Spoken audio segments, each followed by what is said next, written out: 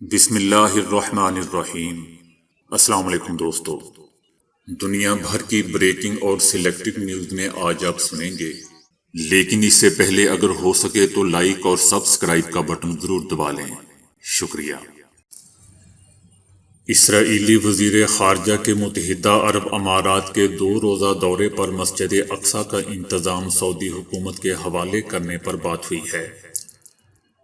مسجد اقصی کے اس وقت کسٹوڈین اردن کے بادشاہ عبداللہ دوم ہے، تاہم اسرائیلی وزیر خارجہ کے متحدہ عرب امارات کے دورے پر مسجد اقصی کی انتظامی کونسل بنانے پر بات چیت ہوئی ہے، جس میں سعودی عرب کو بھی شامل کیا جائے گا۔ اسرائیل مسجد اقصی کے انتظام کے لیے ایک کونسل بنانے پر راضی ہو گیا ہے، جس کے تحت بیت المقدس میں مسجد اقصی کے انتظام میں اب اردن کی حکومت کے ساتھ ساتھ سعودی حکومت بھی اپنا حصہ ڈالے گی۔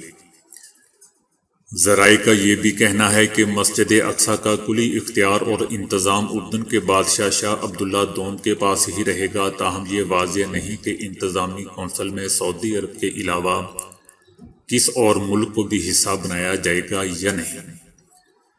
دوستو، یاد رہے کہ 60 کی دہائی میں ایک ہفتے کی لڑائی کے بعد اسرائیل نے مغربی کنارے کے علاقوں پر بھی قبضہ کر لیا تھا، جس کے بعد اسرائیل اور اردن کے درمیان لڑائی بندی کا معاہدہ طے پایا تھا، جس کے تحت اردن کو متنازع علاقے میں مزاحمت نہ کرنے کی شرط پر مسجد اقصی کا کسٹوڈین بنا دیا گیا تھا۔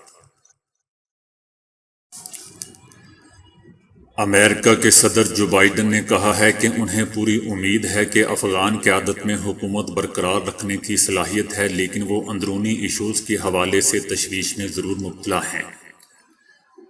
امریکی صدر نے کہا کہ افغانستان سے اہلکاروں کا انخلاء طے شدہ منصوبے کے تحت ہو رہا ہے، لیکن ایسا ہرگز نہیں ہے کہ آئندہ چند دنوں کے اندر ہی تمام اہلکاروں کا انخلاء ہو جائے گا۔ صدر جو بائیڈن کا کہنا تھا کہ افغان قیادت میں حالات کا مقابلہ کرنے کی بھرپور صلاحیت موجود ہے۔ امریکی صدر نے یہ بات ایک ایسے وقت میں کہی ہے کہ جب پوری دنیا میں یہ تاثر تقویت پا رہا ہے کہ امریکی فوج کے انخلاء کے بعد باقی اہلکار بھی آئندہ چند روز میں ملک سے نکل جائیں گے۔ اس کی ایک بڑی وجہ بگرام ایئر بیس سے امریکی اہلکاروں کا انخلاء ہے۔ امریکی صدر جو بائیڈن کا کہنا تھا کہ امریکی اہلکار فضائی نگرانی کی پوری صلاحیت رکھتے ہیں اور بوقت ضرورت افغان حکومت کی مدد بھی کریں گے، تاہم ان کا کہنا تھا کہ خود افغان حکومت کو بھی یہ صلاحیت حاصل کرنی چاہیے۔ افغانستان میں امریکی افواج کے کمانڈر جنرل ملر نے بھی چند روز پہلے خبردار کیا تھا کہ اگر افغانستان میں علاقوں کے قبضے اور پرتشدد واقعات کا سلسلہ نہیں تھما تو افغان طالبان کو فضائی حملوں کے لیے تیار رہنا چاہیے۔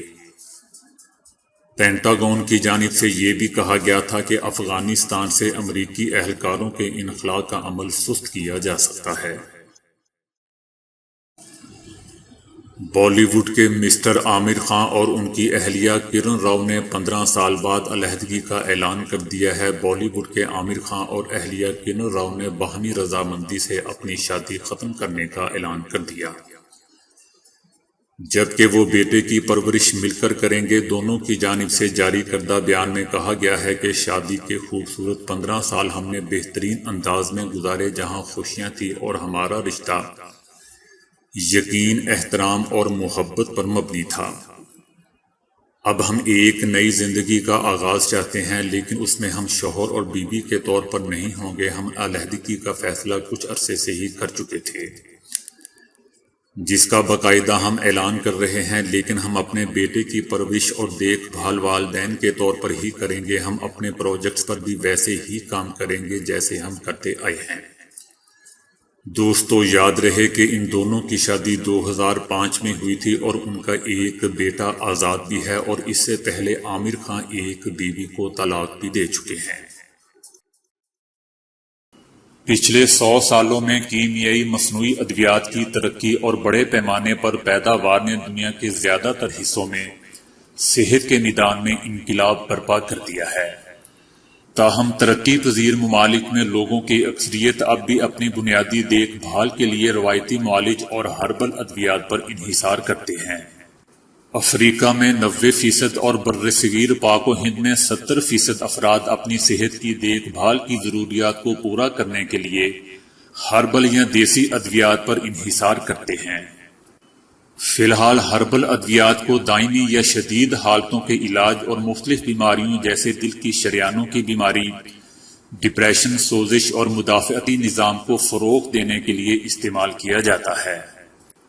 افریقہ میں ایک روایتی جڑی بوٹی افریقہ فلاور کو کئی دہائیوں سے HIV ایڈز سے متعلقہ علامات کے علاج کے لیے استعمال کیا جا رہا ہے۔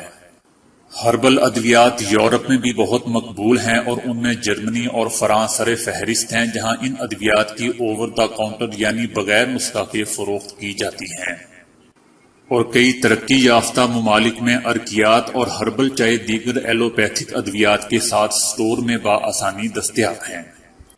دنیا آج کئی متعدد بیماریوں میں گھری ہوئی ہے۔ ہربل ادویات کا طریقہ علاج، جس کو عام طور پر قدرتی طور پر صحت کی دیکھ بھال کے نظام کے طور پر بھی تسلیم کیا جاتا ہے، اس میں قدرتی ادویات کے وسیع پیمانے پر ایک ایسے نظام کی وضاحت ہوتی ہے جو زندگی کے مختلف پہلوؤں کے لیے مختلف نقطۂ نظر کو پیش کرتا ہے، جنہیں اگر رہنمائی کے ساتھ اپنایا جائے تو مکمل صحت اور طویل صحت مند زندگی برقرار رکھنے میں مدد مل سکتی ہے۔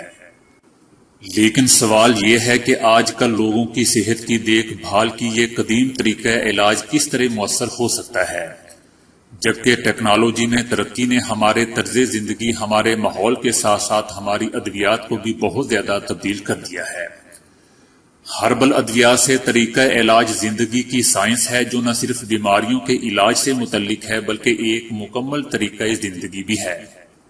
ہربل طریقہ علاج قدرتی جڑی بوٹیوں سے تیار کردہ ادویات پر مبنی ہے۔ اس ہزاروں سالہ پرانے سسٹم کا طریقہ علاج اور اس کا استعمال موجودہ جدید طریقہ علاج اور ادویات سے کافی مختلف ہے۔ ایک سروے کے مطابق امریکہ میں 38% بالغ اور 12% بچے روایتی ادویات کا استعمال کر رہے تھے۔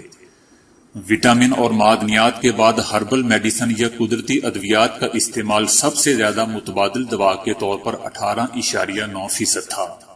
ہانگ کانگ میں ہونے والے ایک سروے کے مطابق 40% افراد نے مغربی ادویات کے مقابلے میں ہربل ادویات کے خانے میں نشان لگایا، کیونکہ ایلوپیتھک دواؤں کے منفی اثرات کے بارے میں خدشات کو مد نظر رکھتے ہوئے ہربل ادویات مریض کے نقطۂ نظر سے زیادہ مطابقت رکھتی ہیں۔ اس کے علاوہ ان سے ذاتی صحت کی دیکھ بھال بہتر طریقے سے ہو سکتی ہے، کیونکہ ان ادویات کے معالج تک لوگوں کی پہنچ اور ان کے علاج کی قیمت ایلوپیتھک طریقہ علاج سے زیادہ آسان اور کم ہوتی ہے۔ ہربل ادویات کا زیادہ تر استعمال دائمی امراض کے علاج کے لیے دیکھا گیا ہے، اور انسانی جان کے لیے خطرناک بیماریوں میں نسبتاً کم لوگ ہی اس طریقہ علاج کی جانب رجوع کرتے نظر آتے ہیں۔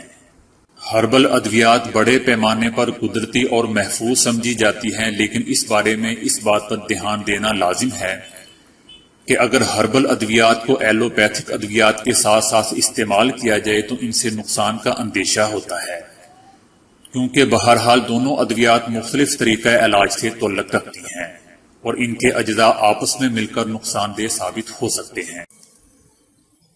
بھارت سے تعلق رکھنے والی ایک خاتون کا 5 ماہ میں 31 بار کورونا کا ٹیسٹ مثبت آ چکا ہے۔ راجستھان سے تعلق رکھنے والی 32 سالہ خاتون کا گزشتہ سال اگست سے مسلسل کورونا کا ٹیسٹ مثبت آ رہا ہے۔ اس دوران ان کے 14 بار RT-PCR ٹیسٹ کیے گئے، جبکہ 17 بار اینٹیجن ٹیسٹ بھی کروائے گئے، جن سب میں کورونا مثبت آیا۔ مذکورہ خاتون کی دیکھ بھال کے لیے کوئی قریبی رشتہ دار بھی موجود نہیں ہے اور مسلسل 5 ماہ سے وہ قرنطینہ میں ہیں۔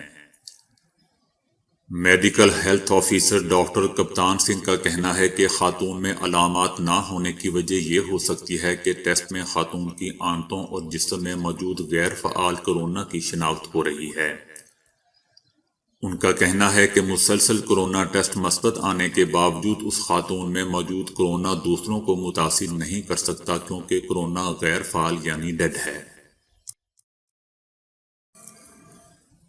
ہینڈ سینیٹائزر اب ہماری زندگی کا حصہ بن چکا ہے، لیکن اسکولوں، بازاروں اور دیگر مقامات پر رکھے یہ سینیٹائزر بچوں کی جلد اور بالخصوص آنکھوں کو نقصان پہنچا رہے ہیں۔ فرانس میں ایک واقعہ ہوا ہے جس میں ایک بچے کی آنکھوں میں ہینڈ سینیٹائزر چلا گیا اور اسے ہاسپٹل میں داخل کرانا پڑ گیا۔ اس کے بعد ایک مطالعے سے یہ انکشاف ہوا ہے کہ بچوں کو اگر سینیٹائزر کا استعمال نہ سکھایا جائے تو اس کے مضر اثرات نمودار ہوتے ہیں۔ 1 اپریل سے 24 اگست 2020 کے دوران بچوں میں سینیٹائزر سے آنکھوں کے متاثر ہونے کے واقعات 7 گنا بڑھے ہیں۔ اس دوران 16 بچوں کو ہاسپٹل میں داخل کیا گیا تھا۔ 2 بچوں کی خوفناک صورتحال پیدا ہو گئی تھی۔ ان کی آنکھوں کے کرنیا میں ٹیشوز کی پابند کاری کی گئی۔ تمام بچوں کی عمریں 4 سال سے کم تھیں۔ اس کی وجہ یہ ہے کہ سینیٹائزر جہاں رکھے جاتے ہیں وہ 1 میٹر بلند ہوتے ہیں۔ یہ اونچائی بالغان کی کمر اور بچوں کے سر تک پہنچتی ہے، جس سے وہ سینیٹائزر کو چہرے یا آنکھوں پر بھی گرا لیتے ہیں۔ دوستو، یاد رہے کہ ہینڈ سینیٹائزر میں تیز ایتھنول ہوتی ہے جو آنکھوں میں جاتے ہی کرنیے کے خلیات کو تباہ کر سکتی ہے۔ 2 خوفناک واقعات بھارت سے بھی آئے ہیں۔ 4 سال کے ایک بچے نے اپنی آنکھوں میں سینیٹائزر ڈال دیا جس کے بعد وہ روشنی کو نہیں دیکھ سکتا۔ سعودی عرب میں کورونا کا علاج کا جھوٹا دعویٰ کرنے والے کا انجام سامنے آ گیا۔ پولیس نے ملزم کو گرفتار کر لیا۔ ملزم نے سوشل میڈیا پر کورونا کا کامیاب علاج کرنے کے لیے اشتہاری مہم شروع کر رکھی تھی۔ سوشل میڈیا پر ایک سعودی نے دعویٰ کیا تھا کہ اس کے پاس کورونا کا شافی علاج ہے۔ کورونا کے علاج کے لیے ملزم نے فیس بھی مقرر کر رکھی تھی۔ پولیس کا کہنا ہے کہ ملزم، جس کی عمر 30 برس کے قریب ہے، اس کو گرفتار کر لیا گیا ہے۔ تو دوستو، آج کے لیے اتنا ہی۔ ویڈیو کو لائک اور شیئر کرنے کا بہت بہت شکریہ۔